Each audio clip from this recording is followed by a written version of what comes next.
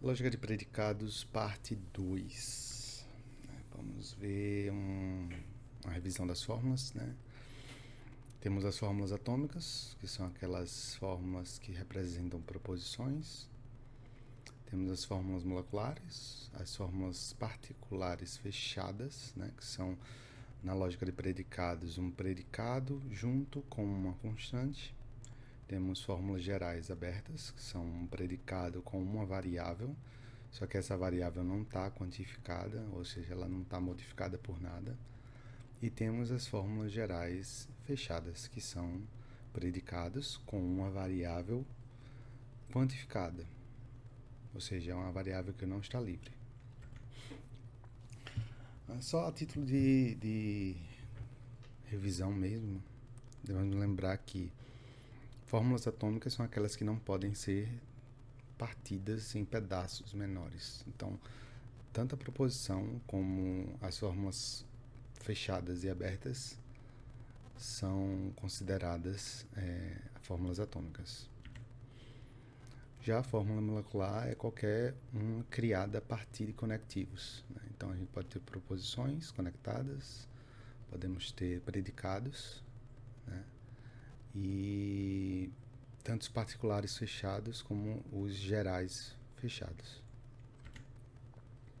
E por fim, a fórmula geral fechada, ela é válida como proposição de valor de verdadeiro ou falso, mas ela não é considerada nem atômica nem molecular. Vamos ver agora como um quantificador modifica um predicado. Na verdade, como ele modifica a variável. Quando você tem um quantificador junto a um predicado, ele está modificando sempre o predicado que ele está em contato direto, né? Então, se a gente tiver uma expressão para todo x, h de x, então m de x, como essa fórmula molecular aqui não está entre parênteses, nós consideramos que o quantificador só está modificando o h de x, que é a fórmula que ele está em contato direto. Então ele não está modificando m de x, então m de x ainda está em aberto. A mesma uma situação similar quando você tem 2x menos y, por exemplo. A gente sabe que o 2 está multiplicando o x, mas não está multiplicando o y. A figura muda de forma se a gente tiver a expressão entre parênteses, né? Já que o quantificador está modificando tanto a variável de h de x como a variável em m de x, né? Que é a situação similar 2 vezes x menos y entre parênteses. Tá. Nós vimos, né, nas aulas de português que existem 3 tipos de predicado, basicamente, mas vamos focar em 2.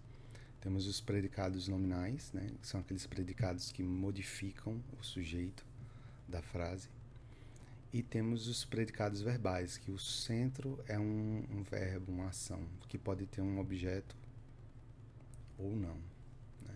Então as frases, o livro é difícil, é um predicado nominal, né, é difícil, que está qualificando o sujeito, o livro. Clara ligou para Daniele, a ação ligou é realizada por Clara e tem como objetivo Daniele, né? E a gente tem um certo paralelo na lógica de predicados, né? Porque os predicados, como na gramática, também podem ser predicados que qualificam uma constante ou podem ser predicados que demonstram uma relação entre duas constantes, né? Então, quando a gente tem um predicado modificando só uma constante ou uma variável, nós temos um predicado de propriedade, também chamado às vezes de predicado unário, né? E quando a gente tem um predicado com mais de uma constante, mais de uma variável, nós temos um predicado de relação, né? Esse predicado simboliza uma relação entre as constantes, né? Então, podemos ter relações entre duas constantes ou duas variáveis, relações binárias, relações ternárias e relações enárias. Quantas constantes você precisar ou quiser simbolizar uma relação.